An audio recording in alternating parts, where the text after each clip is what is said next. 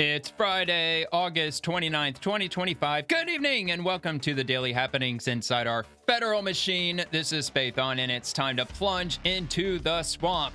Governor Gavin Newsom admitted on camera that illegal immigrants are voting in California elections, which of course we all knew that already, but it's kind of nice to see them say the quiet part out loud though, right? President Trump just closed a loophole which allows U.S. online consumers to buy foreign goods while avoiding tariff costs. So we're not going to be able to do that anymore. And also 24 FEMA IT professionals were fired because they brazenly neglected basic security protocols. And also 2 different Virginia school districts are suing the Department of Education over the crackdown on boys inside girls' spaces and vice versa. Also, 86 more arrests were made in Washington, D.C. last night by federal agents, bringing the total to nearly 1,400. And also, Hurricane Katrina made landfall exactly 20 years ago on the day, which I remember well because I moved to the state of Florida just 2 days after that happened. And next week at the National Mall, Housing and Urban Development will host a number of companies showcasing their cutting-edge new home ideas. And there's lots more happening today, so we're just going to dive right in. And if you enjoyed the video, please like and subscribe and all that good stuff. And I might just read your comment if you decide to drop one on the next, or at the end of this video, during this video, the next video that I make, which may end up occurring tomorrow. I will read your comment if you decide to drop one. If it pertains to anything that's covered in the show, especially, I'm definitely looking for comments like that. If you have anything to contribute or any kind of criticism, or especially if I got something wrong. If I ever get something wrong on my show, definitely call me out in the comments because I'm not perfect. I'm only reading what I'm seeing. I'm no expert. I'm not in Washington, D.C. I'm pretty far away from D.C., so I'm reading what I see and I just give my take on it accordingly. So that's about all I can do. So it's going to be a little bit of a short episode tonight because I kind of have an air conditioning issue going on. My air conditioner broke. My central AC has broken. My HVAC unit, the transformer decided to crap out. And it's a unit that was installed in the house in 1996. So it's kind of old and I have to get the transformer replaced. And it sucks. So it's going to be a little hot in my house, which, by the way, I live in St. Petersburg, Florida, and our high today was 91. Our high tomorrow, I think, is 90. And we only have we only had a 20% chance of rain today, so that didn't happen. And I think we only have like a 30% chance of rain tomorrow. So yeah, it's going to be hot in here. It's going to be hot in here tonight too, man. It's already hot in here, but I've got one AC unit that's in the window in the living room. I bought it a few years ago when the AC unit went on the fritz the first time around. And I think it was probably, as of today, it's probably the best $300 I've ever spent because that thing has been running all day long. It's not keeping my room cool by any means because it's on the other side of the house, but you know, whatever. I'm okay with it. I never drive with air conditioning in my car. I never really cared for it. And, you know, I moved to Florida for a reason. It's because I like the heat. If you can't stand the heat, then don't move into the kitchen. So, all right, anyway. So just letting you know, I had to fiddle around with my HVAC unit and try to get to the bottom of what was going on with it. So I didn't really have a chance to do much research for tonight's episode. I got maybe about 20. Usually I try to grab like 35 posts in total, but I was able to get about 20. So hopefully I should at least be able to do about an hour's worth of a show tonight. I mean, it's better than nothing. I almost didn't do one, but I really don't want to do that right now. I'm trying to get this show off the ground, just trying to see if it'll end up going anywhere. And the YouTube algorithm doesn't really like it when you skip episodes. So, all right. So we're just going to dive right in here from Eric Daugherty. Wow. Gavin Newsom broke the unspoken Democrat rule. He said it out loud in the open. Quote, "Do you think ICE is going to show up around voting and polling booths to chill participation? You know that." End quote. "Less illegal voters equals threat to Democrat power." This is only 13 seconds, but let's hear what he says here. Wait, let me just adjust the volume. It might be a little loud at first, but I'll adjust it. LA, do you think we're ICE good. is not going to show up around voting and polling booths to chill participation? You know that. The National Guard, you know that. Everybody knows what's at stake, so we have to put a stake in the ground and do things differently. Oh, man, dude. They just don't give a fuck anymore. They just don't give a shit. They don't care, man. They don't care about cheating. They don't care about how brazen they are. They don't give a fuck anymore. The gloves are off as far as they're concerned. No more gloves. They're off. Trump won his second term. You know, it's game over as far as that's concerned. He's not locked up in prison, so they lost. They tried to shoot him in the head, and they didn't. Well, they did actually shoot him in the head. They actually did. But, I mean, this is President Trump we're talking about. I mean, we're talking about the Teflon Don. He's got the Lord on his side quite clearly, and the Lord is absolutely not on the Democrat side. And anyway, so from leading report breaking, Gavin Newsom warns that ICE could begin showing up at polling stations in California. Also, from End Wokeness, Gavin Newsom is worried that illegals will be afraid to vote because of ICE. And it's the same recording, so I might as well not play that again. And then we move down to Libs of TikTok. Oh my God. Newsom just accidentally admitted that illegals vote in elections. But Democrats insisted for months that this isn't happening, which I think that's the thumbnail that I'm using tonight. So when you see this video, that's probably what you're going to see first.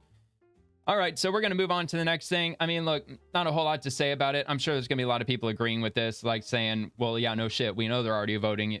Illegal immigrants are voting. I mean, I'm sure that some politicians have probably already said the quiet part out loud, but one of those higher ranking ones like Gavin Newsom, it's kind of nice to hear them say the quiet part out loud. Anyway, so we knew they did. See? All you need in California is an ID, and they give out IDs to all illegals. Just openly admitting to cheating. We already knew they were. Oh, well, of course we did.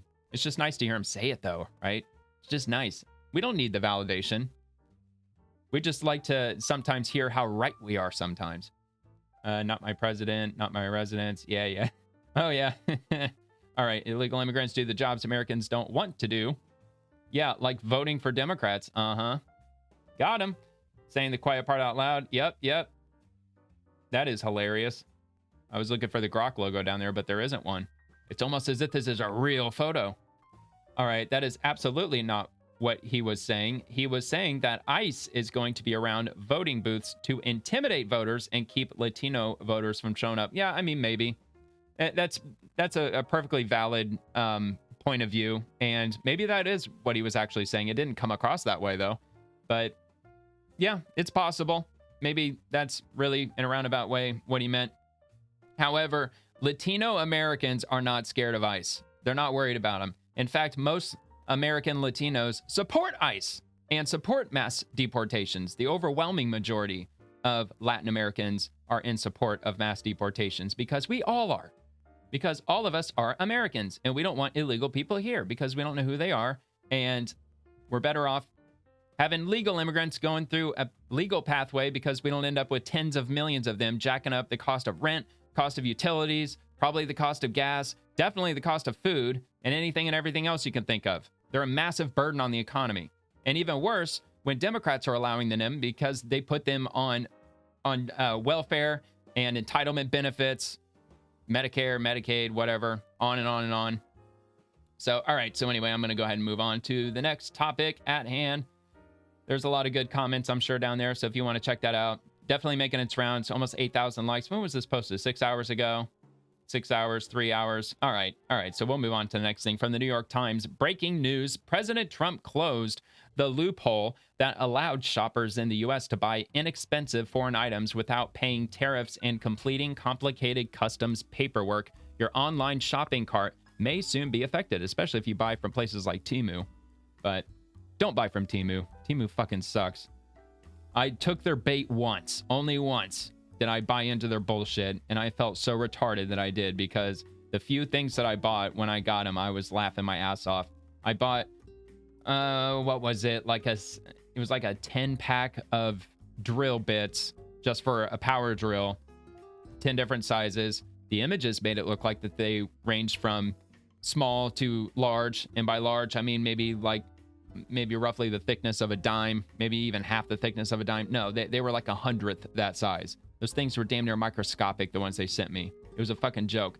Thumbnail tacks are thicker than those drill bits that they sent me.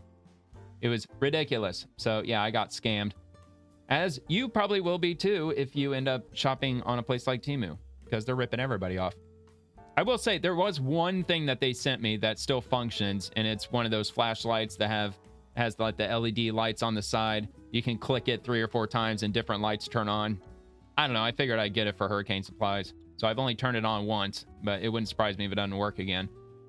Anyway, from Peter Evis on NewYorkTimes.com, for many years, American shoppers have been able to buy inexpensive foreign items without paying tariffs and completing complicated customs paperwork. No more. On Friday, President Trump closed the loophole that gave rise to that popular flow of goods known as the de minimis exemption. He said it had allowed fentanyl to be smuggled into the United States and had given foreign businesses an unfair advantage against American companies. Some Democrats supported the repeal of the exemption for the same reasons. I will push a little bit back on the fentanyl thing. Most likely, and yeah, probably some people were trying to get fentanyl shipped through using this method, but a lot of them are shipping the precursor chemicals and materials that's required to produce fentanyl inside the country.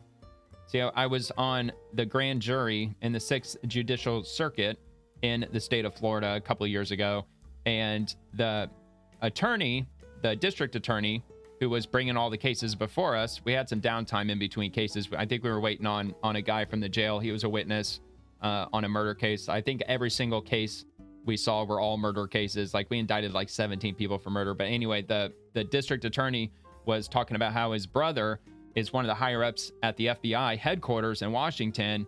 And they were having a conversation recently about how fentanyl is not smuggled into the country nearly as much anymore as it's being produced inside the country, because they're having better luck shipping the precursor materials into the US than they do their chemistry inside the US. So I don't know.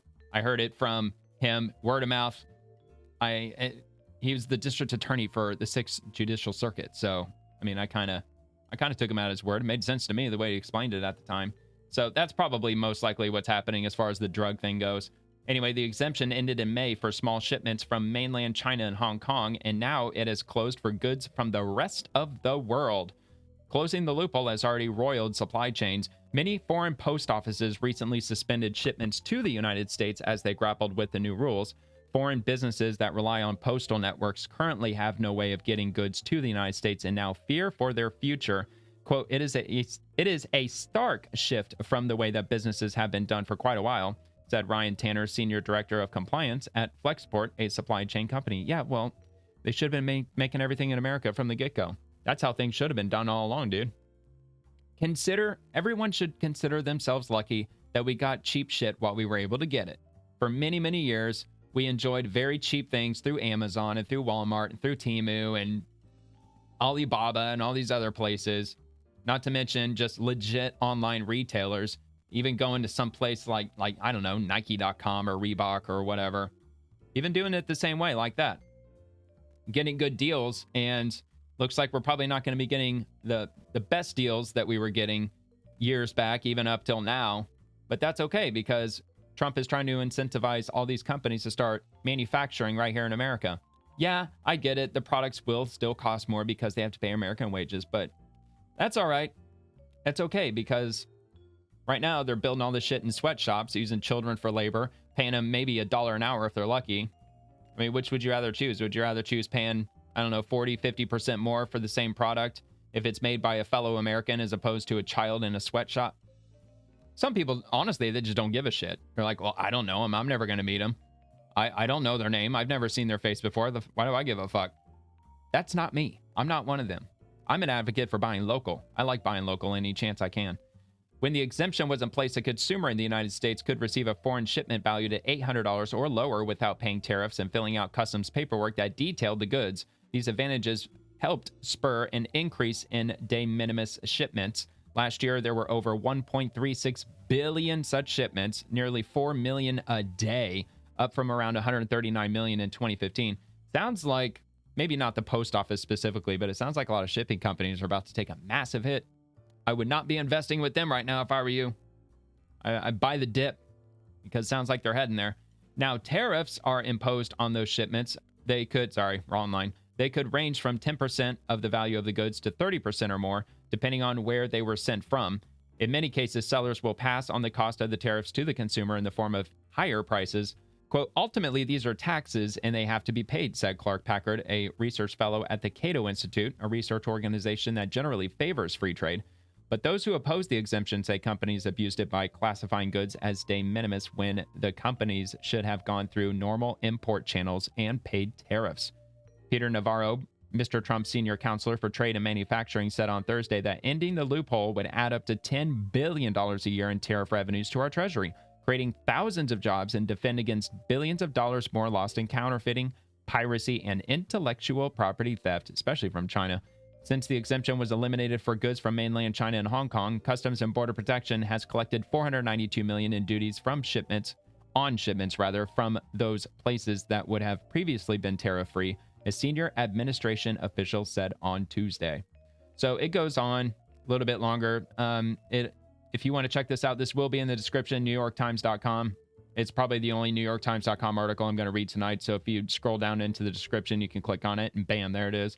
How much do I have to pay in taxes for my package? Will foreign post offices ship to me? Probably. Has ending the loophole for Chinese goods reduce trade? And will this affect U.S.-based companies? How does this affect small businesses in foreign countries? Is anything still exempt from tariffs? And then there's more on U.S.-China relations at the bottom. So there you have it. Just take a quick check here. Where did that go? For 6 months, it is possible to pay a flat fee between $80 and $200 instead of the tariff rate on postal network shipments. After that, the tariff approach will apply. So there's the answer to that one, in case you're wondering how much it might cost. I don't know anybody who buys stuff this way. It sounds like a bunch of people are just trying to take advantage of cheap goods or counterfeit goods, things like that. Like if you, I know it probably definitely is going to affect a lot of small businesses, maybe people that run convenience stores or maybe flea market stands, gas stations, or gift shops, dollar stores, whatever. I'm sure it's probably going to affect a lot of them because I assume a lot of this is pertaining to people buying stuff relatively in bulk. They're probably not talking about a simple pair of shoes, but maybe they are. I don't know. It sounds like they might be. All right, so from Homeland Security today, Secretary Newsom announced the termination of 24 members of the Federal Emergency Management Agency's IT department after it was discovered that they brazenly neglected basic security protocols. This vulnerability was only discovered because Secretary Newsom ordered a review of all FEMA's operations and IT systems. A routine cybersecurity review uncovered several severe lapses in security that allowed the threat actor to breach FEMA's network and threaten the entire department and the nation as a whole. FEMA spent nearly $500 million on IT and cybersecurity measures in fiscal year 2025 alone and delivered virtually nothing for the American people. Ain't that a bitch?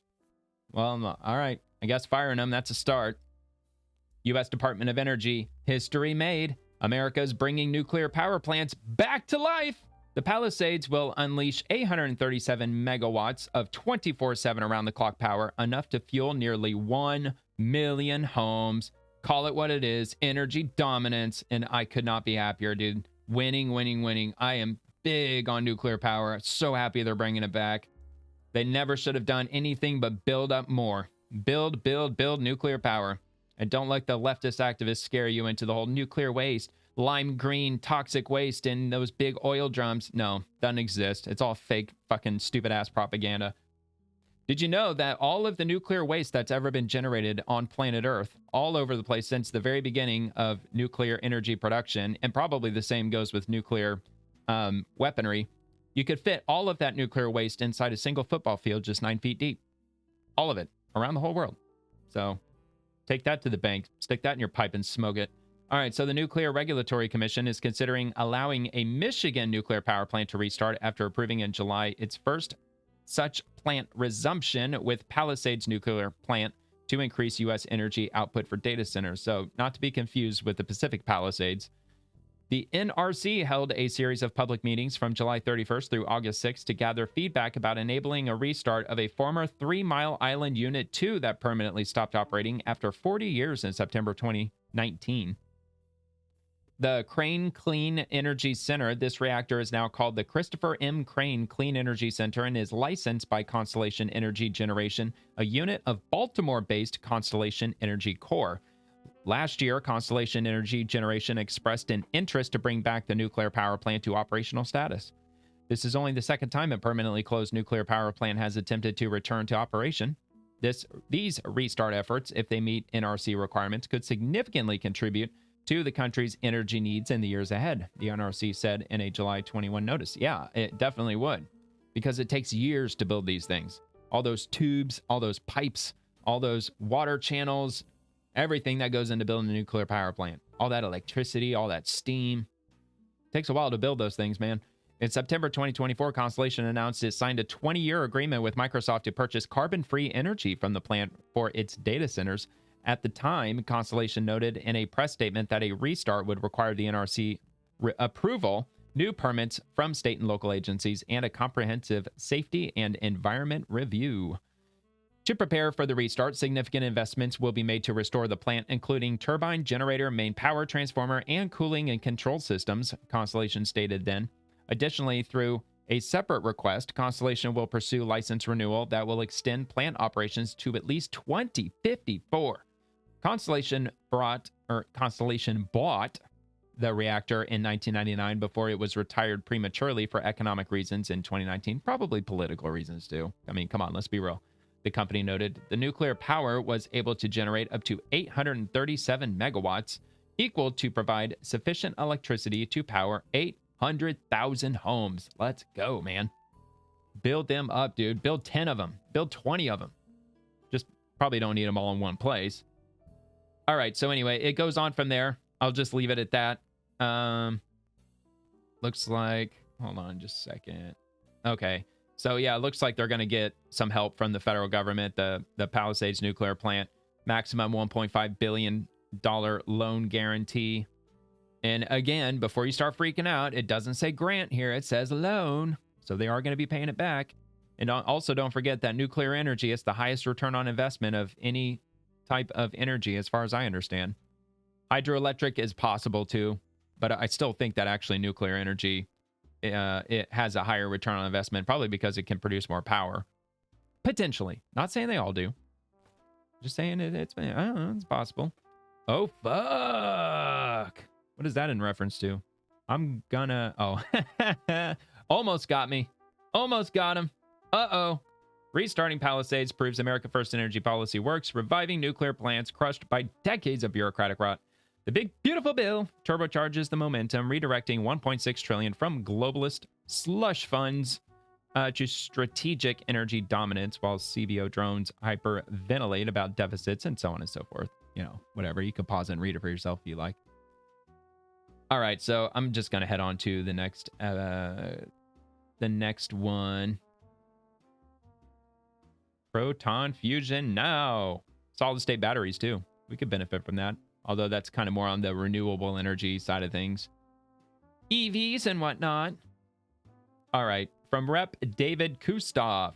A message to blue cities. The data speaks for itself. 81% of Americans see crime a major issue and approve of POTUS's handling of it.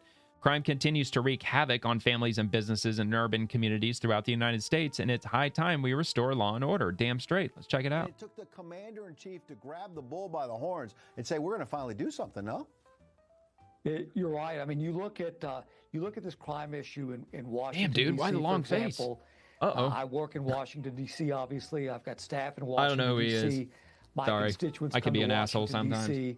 We know that it has been inherently dangerous for a long time, and it takes President Trump to come in, send the National Guard, issue the directive. He knows what the issues are that are important to the people, and crime has been decreased in Washington, D.C., something like 45% over the last 3 weeks. So it's an issue in a lot of these blue cities across the nation, including Chicago, and the fact that the mayor and the governor are vehemently protesting any federal intervention probably says it's the right thing to do. All right. Let's move on to the next one. GOP. From Donald J. Trump's Truth Social account, all tariffs are still in effect.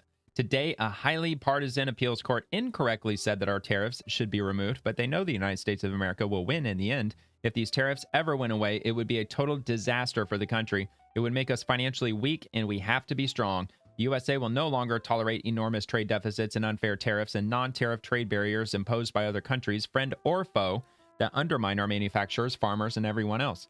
If allowed to stand, this decision would literally destroy the United States of America. At the start of this Labor Day weekend, we should all remember that tariffs are the best tool to help our workers and support companies that produce great Made in America products. For many years, tariffs were allowed to be used against us by our uncaring and unwise politicians.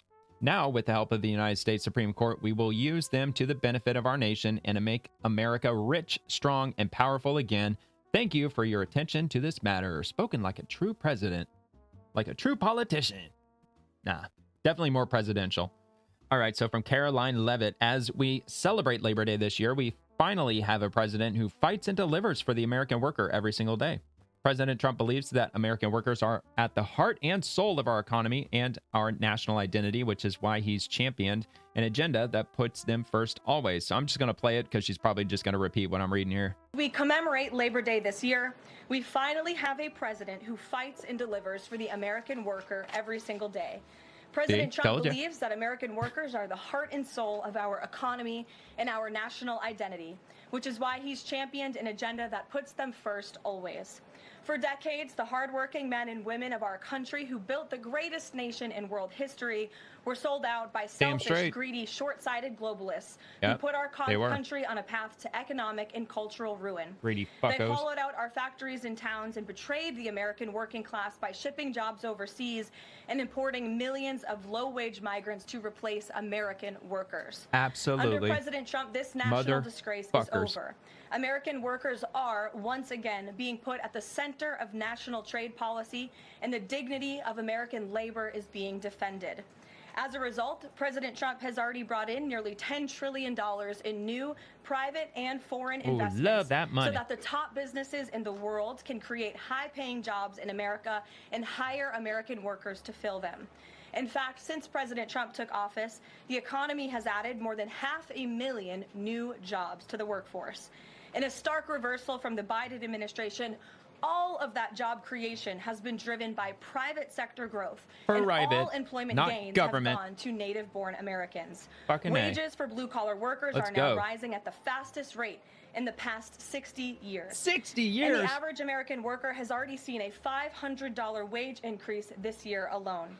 Thanks to the largest middle tax cuts ever signed into law by President Trump, with no tax on tips, no tax on overtime, no tax on Social Security, Americans in all 50 states will keep more of their hard-earned money.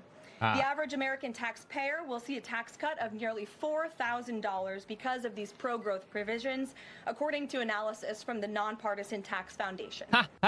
Check and mate, Democrats. All right, let's go, man. Hope you all enjoy your Labor Day. I got a 3-day weekend. I got Monday off. I'm going to be grilling burgers, and I'm going to go swim out in the Gulf of America. All right, anyway, from Speaker Mike Johnson, everyone knows these wars would never have happened if President Trump were in office. Yeah, we all know that. Everybody says that. But that hasn't stopped him from working to secure peace. The world is moving in the right direction because of his unmatched strength and leadership. Peace through strength. Peace through Trump. Well, I'm satisfied with President Trump's efforts. I mean, he's showing that strength and resolve and direct engagement makes a big difference. And he is a force of nature in that regard. Look at what he's done, negotiating ceasefires and peace deals and normalization of relations of countries that have long been at odds. That's very positive steps on the world stage. Yeah, it's good. He deserves his Nobel Peace Prize already. Absolutely deserves it. Do you think he's going to get it? Probably not. Probably because a bunch of freaking, leftist psychopaths really probably control who gets it and who doesn't. From Senator Dick Durbin. Wait, did I even size this? I don't even think I sized this correctly, did I? Oops, I'm sorry. All right. I was in a hurry today, man. I got started a little late. All right, anyway, Senator Dick Durbin. He is the minority whip, I believe, right? He is the Democratic whip and ranking member of the Senate Judiciary Committee. So the fact that he's the Democratic whip, I put him on one of the few lists that I have that I do research for each episode.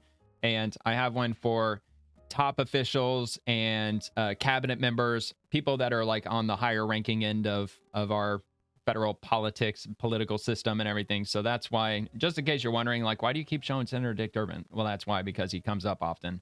because he's the Democrat whip in the Senate. So anyway, President Trump wants to illegally cut billions in already approved foreign aid funding that helps counter China and supports life-saving clean water efforts. This is nothing but a power grab. I urge my Republican colleagues to reject this rescissions package. And he is speaking in reference to the New York Times. Breaking news, the White House is moving to cancel a $4.9 billion that lawmakers approved for foreign aid programs using a legally untested maneuver to slash spending without congressional approval. Well, chances are it's all going a bunch of bullshit anyway. And if it's going to stuff like clean water, digging wells, things like that, I'm pretty sure we got plenty of nonprofits who can take care of that on their own. Those NGOs, non-government organizations, the Hillary Clinton Foundation, the Bill and Linda Gates Foundation, I'm sure they probably got it covered. I bet they probably do. So I will go ahead and link this. Not sure if I'm really going to get into the nitty gritty. Matter of fact, they might actually paywall my ass. I think New York Times might do that. Maybe not. Maybe they won't. The White House has informed Congress it intends to cancel $4.9 billion that lawmakers approved for foreign aid programs, invoking a little-known and legally untested power to slash spending without their approval. 15-page notification sent to Congress on Thursday night and reviewed by the New York Times is the administration's first attempt to push through what is known as a pocket rescission. It is an effort to unilaterally claw back money that has already been appropriated by waiting so late in the fiscal year to make the request that lawmakers do not have time to reject before the funding expires. The fiscal year ends on September 30th before the 45-day period in which Congress is required to consider a rescission request from the White House. Republicans could bring the matter to a vote sooner, but party leaders have shown little appetite for resisting the president's spending demands and asserting their own prerogatives. And it'll go on from there. I'm going to keep on rocking, keep on rolling. Oh yeah, I voted for this, and it's better than I expected. We don't have $4.9 billion to give away. Amen, sir. Amen. We are in massive debt. Yeah, we are. We're over $37 trillion in debt at this point. That doesn't even include consumer debt on the everyday American side. Probably combining those things, we're probably approaching $60 trillion at this point. What part of this hard for wokies to understand? Is there any rational argument against this? Right? Democrats are losing their embezzlement tools. Yup. An untested maneuver with $4.5 billion, high stakes beta test. Yeah. America doesn't have $4.9 billion in the bank for a big giveaway. We have to borrow all the money in order to give it away. Yeah, we do. We have to borrow it from our grandchildren and great-great-great-great-grandchildren, because that national deficit, it ain't getting paid off. Not at the rate that they're spending shit. All right, moving on to Secretary Linda McMahon. It is disturbing that these Virginia school division leaders are fighting harder to keep boys and girls sports and bathrooms than they are to improve outcomes for students. The Trump administration will proudly stand for common sense and protect our young girls. See you in court. 2 Virginia school districts sue the education department in a fight over gender policies. Arlington Public Schools and Fairfax County Public Schools sued the U.S. Department of Education, seeking to bar it from freezing funds to the Virginia district amid a fight over a policy supportive of transgender students. I don't believe she linked it, but maybe she did. No, I don't see that. So here's a letter sent to parents today from the Fairfax superintendent. Really? Maybe a parent survey asking how we feel would be appropriate. They are horrible and need to be stopped. So let me go ahead and repost this, because I'd like to read this on my own time also. So if you visit my profile, I'm at Spaethon, Spaethon. So it's the same as my YouTube handle, my YouTube channel. Just put an N as in Nancy, as in Nunya. All right, so I'm writing to update you on our continued efforts to resolve the matter. Earlier this month, FCPS reached out on a good faith to respond to the assertion made by the Department of Education Civil Rights, so on and so forth. I'm just seeing if there's any, like, where's the meat of it? Oh man, that's a lot smaller. Let's see. DOE has attempted to designate FCPS, so that's Fairfax County Public Schools, as a high-risk entity, effectively freezing access to as much as $167 million in federal funding. This action takes away critical funds appropriated by Congress to support our most vulnerable children, transgender children, right? I believe that's what they're talking about. Of course, they're probably not going to mention that in here anywhere. Let's see. This lawsuit is an important step in our effort to protect the health and safety of all our students in alignment with state and federal law. Well, that's not true because you're not allowed to do transgender shit in elementary schools anymore because of federal law. Oh, yep. Here we go. Hold on. To ensure that hungry children are fed, yada, yada, yada. FCPS remains dedicated to creating a safe, supportive, and inclusive school environment for students and staff members, including our transgender and gender expansive community. We have a responsibility to ensure that every child has the support needed to achieve their full, unique, and limitless potential. No, come on, dude. Y'all are a bunch of cult members. That's what you're doing. Y'all are pushing the cult. That's it, man. Small children, prepubescent children, they ain't trans, man. Girls, they don't even, like, boys don't realize, like, the ones who are transgender, they're being pushed by their parents who have freaking Munchausen's by proxy or Munchausen's in full. I don't know, man. Girls and boys at that age, they're worried about cooties. They're not concerned with, like, I think I was born in a boy's body or in a girl's body. No, they're just a bunch, they got psychopaths for parents. That's it. And a bunch of cult members for staff that run their education system. So yeah, see you in court. I'm sure that it'll probably go very well for you. At least God willing that Secretary McMahon gets the judgment in our favor. God save the children. All right, so from Brendan Carr, the Department of Labor looks great this Labor Day weekend. Check that out. That is at, oh, hold on. Let me just double check here. Okay, yeah, headquarters, I believe. Department of Labor's headquarters in DC. I don't like it when it does that, man. I wish I could make the damn picture bigger. Yeah, see, it ain't gonna let me do it. I can zoom in, but it won't let me. Damn it. It says American workers first. That looks like Teddy Roosevelt to me. I believe that's Theodore Roosevelt. And it says American workers first over here as well. There you go. A lot of little American flags on the lawn. All right, so let me go ahead and size this back up. I think we're good here. Yeah, I think we're back to the right size. So from Secretary Sean Duffy from the Daily Caller, Trump administration deals a massive blow to Biden's offshore wind dreams. And I want to say this was off the coast of Connecticut and Rhode Island, I think. DOT announced on Friday that it either withdrew or terminated funding for 12 offshore wind projects in a move that continues the Trump administration's crackdown on the green energy technology former President Joe Biden favored. The DOT stated that the project funding amounted to $679 million taxpayer dollars, labeled the funding as wasteful, and noted that the administration is focused on revitalizing the maritime industry over fantasy wind projects. The Trump administration has recently halted or moved to kill massive wind projects in addition to these, with the Department of the Interior targeting 3 major Biden-era wind farms recently. Quote, wasteful wind projects are using resources that could otherwise go towards revitalizing Americans' maritime industry, Transportation Secretary Sean Duffy said on Friday. Quote, Joe Biden and Pete Buttigieg, bent over backwards. That's awesome. That's hilarious he said it that way. Pete Buttigieg bent over backwards to use transportation dollars for their green new scam agenda while ignoring the dire needs of our shipbuilding industry. Thanks to President Trump, we are prioritizing real infrastructure improvements over fantasy wind projects that cost much and offer little. Yeah, because they do. Yeah, Joe Biden has no idea what fucking year it is. All right, the DOT noted that under the Trump administration, it will prioritize building more American ships and boosting reliable forms of energy. The agency may recompete the funds to critical port upgrades or other relevant infrastructure projects, the DOT said. President Donald Trump signed an executive order to restore maritime dominance on April 9th and is continually bashed and vowed to end Biden's energy policies that he's termed the Green New Scam. Biden routed billions into solar, wind, and offshore wind initiatives during his presidency and greenlit a huge wind farm over resident protests during his final weeks in the Oval Office that Trump has since moved to scrap approval for. The Trump administration has critiqued the intermittent energy technology Biden preferred, with the DOI labeling wind and solar as unreliable, foreign-controlled, and ended any preferable treatment for the technologies on federal lands on July 30th. Trump's One Big Beautiful Bill Act is also phasing out green energy tax credits that the Biden administration championed. And it goes on from there. There's just a little bit left. Notably, offshore wind has also been criticized by some environmentalists, fishermen, and the Trump administration for posing dangers to wildlife.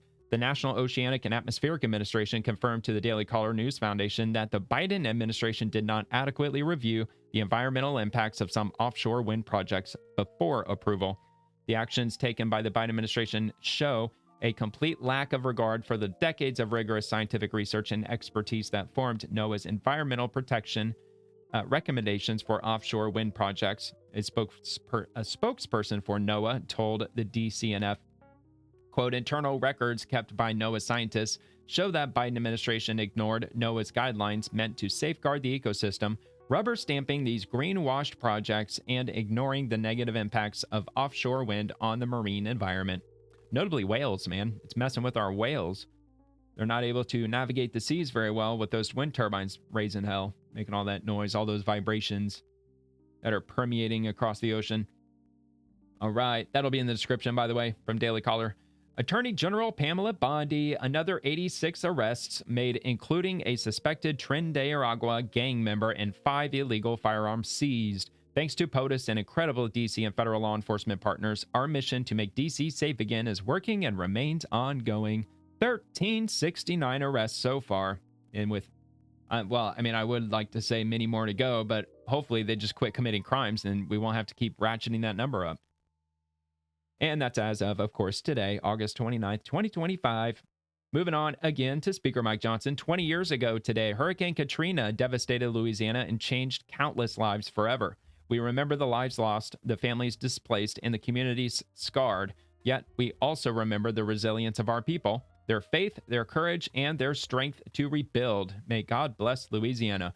And yeah, when that struck the coast, like I said at the beginning of the episode, I moved to Tampa Bay just 2 days after this hurricane made landfall, and I was packing up my U-Haul in the middle of Tropical Depression Katrina, which was over my place at the time. So I was moving most of my stuff during the pouring rain, which is a huge pain in the ass. And then, of course, the gas prices were getting gouged like crazy. So with the U-Haul that was pulling my car on a trailer with the U-Haul and gas at like, what, $4.50 a gallon? I think we were paying about $4.50 a gallon on average, because only for like that week and maybe the next week, gas prices went crazy. And then George W. Bush stepped in and started with like anti-gouging legislation or something like that.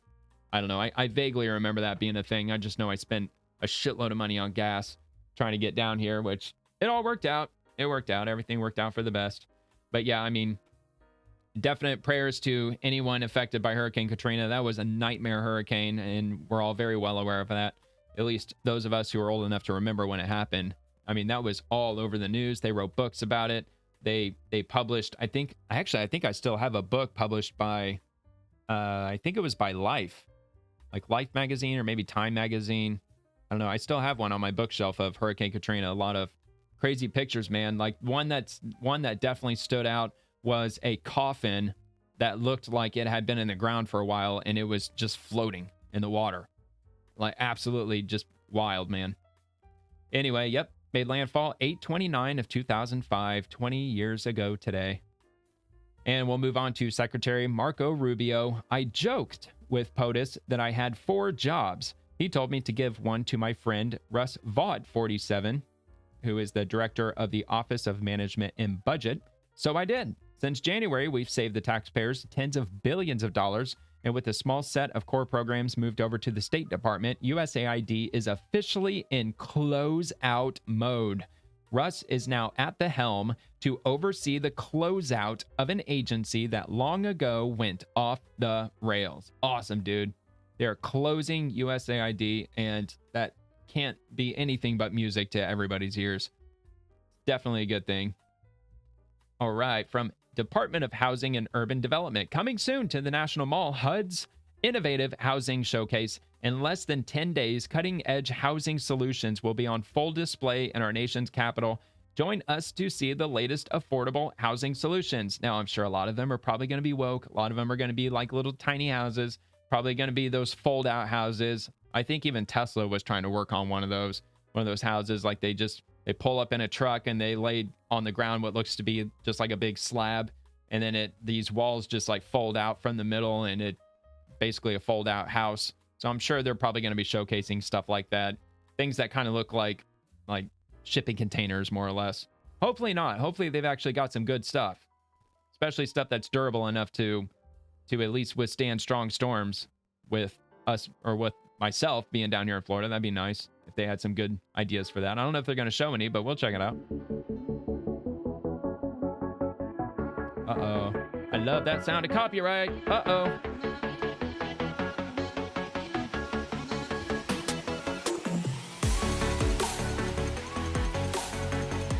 Prefab. All right, I'm going to kill the music just in case it is, because it goes on for a minute and I know it's going to hit me, which is not a big deal. I'm really not that concerned with it. I'm just trying to get used to that, trying to kill the whole copyright thing, because, you know, you never know, one day. But so far, anytime I get hit with it, every song that I've had a copyright issue with, every one of them said that it's okay to be used on YouTube. You're just not going to get monetized, but I'm not worried about that. But anyway, I mean, yeah, they look okay, I guess. I bet at least one of these is probably 3D printed. I know there was one company that was working on 3D printing houses, so I'm sure that's probably going to be shown there. But yeah, September 6th through 10th, 2025, National Mall, Washington, D.C. You want to go check that out if you just happen to be in the area, or maybe you work in the industry and you might just find yourself there regardless. All right, from Secretary Kristi Noem, the vicious illegal alien murderer who has been evading justice for 2 years after stabbing 24-year-old Emma Schaefer has been arrested. We will continue to work with federal authorities to coordinate extradition proceedings. Thank you to our law enforcement partners for bringing this perpetrator to justice.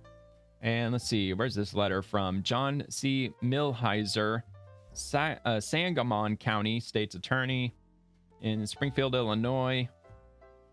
Fugitive wanted in 2023 murder of Springfield woman taken into custody in Mexico. So Sangamon County State's Attorney John Milheiser, the Springfield Police Department, and the U.S. Marshal Service announced today that Gabriel P. Calixto, wanted in connection with the 2023 murder of 24-year-old Emma Schaefer, has been apprehended.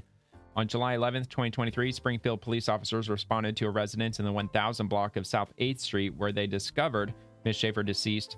Calixto was indicted by a Sangamon County grand jury and is charged with 3 counts of first-degree murder and 1 count of aggravated domestic battery.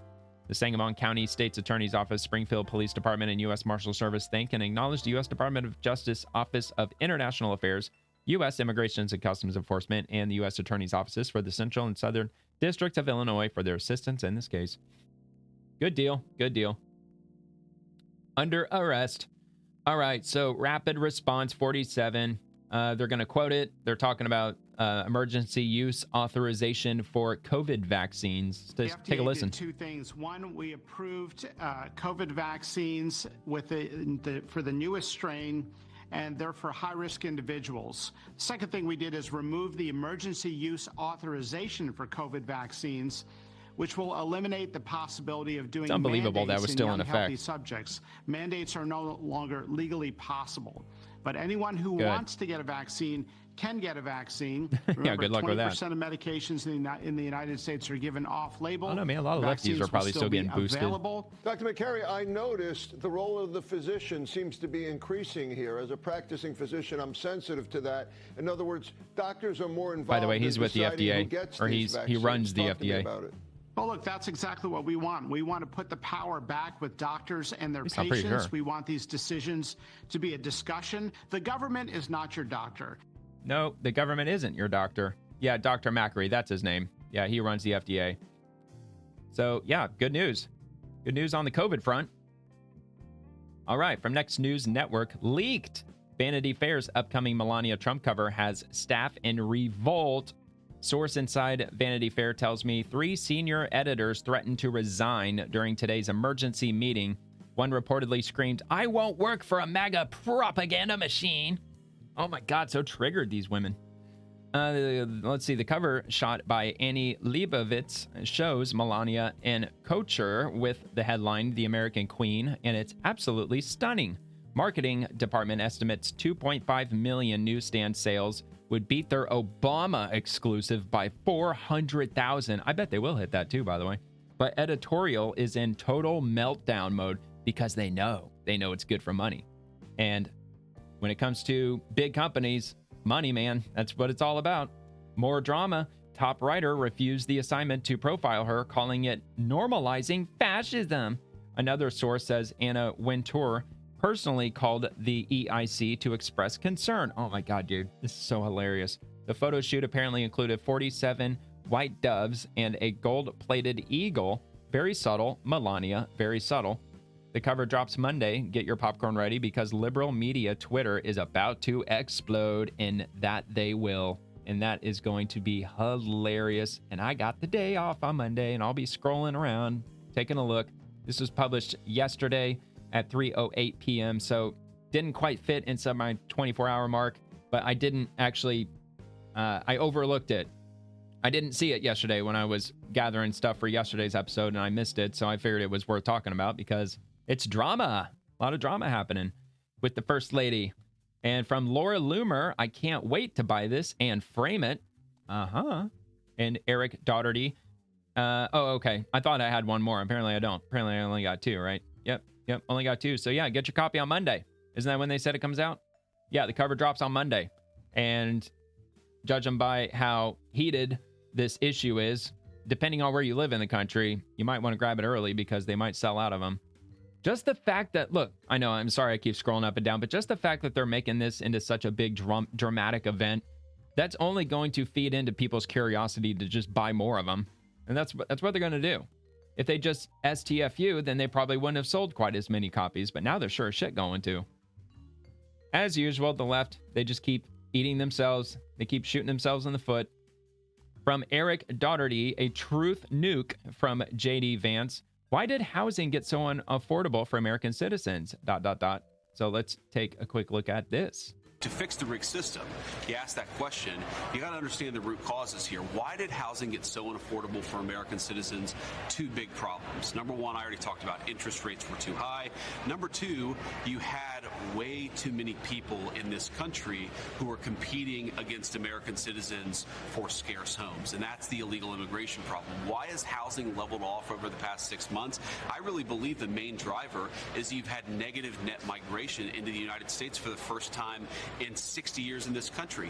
You cannot flood the United States of America with 20, 30, 40 million people who have no legal right to be here, have them compete against young American families for homes and not expect the price to skyrocket. I mean, yeah, in part that did happen. Also, most of the illegal immigrants were not buying homes. They were not getting mortgages from banks and buying homes.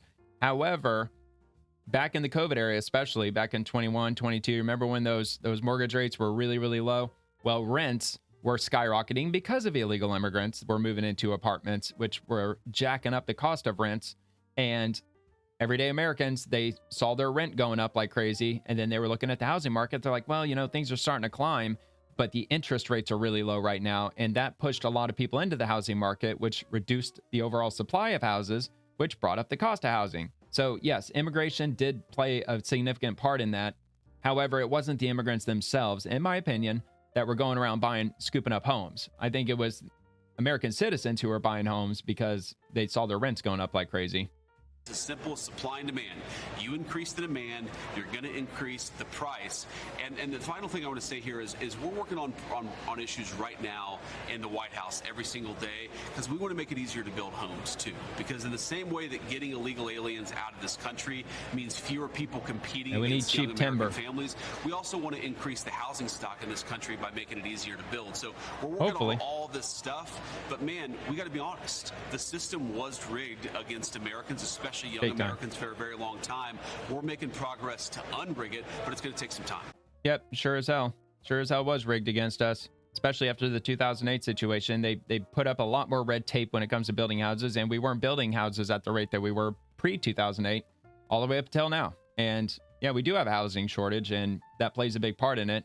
The federal government putting a lot of restrictions, a lot of regulations, and all that crap. But even with all that shit in place, if you go on places like TikTok, maybe even Instagram, certainly on YouTube, there's people that put compilations of this together. Home inspectors, there's home inspector channels where they go and they check out homes that have just been built, and they find all kinds of shit wrong with all these new homes. Maybe not 100% of them, but they drop a couple of building companies. They're they're huge. Like they build like 100,000 homes a year. And apparently there's a couple of them. They just have massive problems when it comes to building bad quality homes. And that's with all of these regulations in place. I'm not saying it's going to get worse if they lift regulations. I'm just hoping that home buyers, that you just have to hire an independent inspector. Don't get one that's recommended by your realtor. Just go out all by yourself and go out and look for one. Just find one on your own. Find one that's got a good reputation. Check their online reviews and everything, and make sure that you get that house completely inspected from top to bottom. Everything from the roof tiles all the way down to the dishwasher. I mean, everything, anything and everything. Because yeah, man, they're not building good quality homes like they should be. And hopefully the cost of building materials will keep going down. Hopefully they're already down already, but I'm not 100% for sure about that. But all right. So anyway, I believe that's it. I think I've reached the bottom. I don't see anything else down here. So that's going to do it for me tonight. And if you enjoyed the video, please like the video and subscribe to the channel. It would really mean a lot to me. And I'll drop a new show every evening, Monday through Friday. Maybe sometimes occasionally on Saturday and Sunday, depending on if I got anything going on over the weekend. It's likely I'll probably do another one tomorrow, but not 100%, but I may end up doing one. And I will just continue Monday through Friday, as usual, covering the swamp and everyone living in it, the politicians, bureaucrats, agencies, and everything else. And I also post daily episodes over on X, so feel free to comment over there too if you'd like. And thank you very much for watching. Hope you have a great Labor Day weekend. And until next time, God bless America.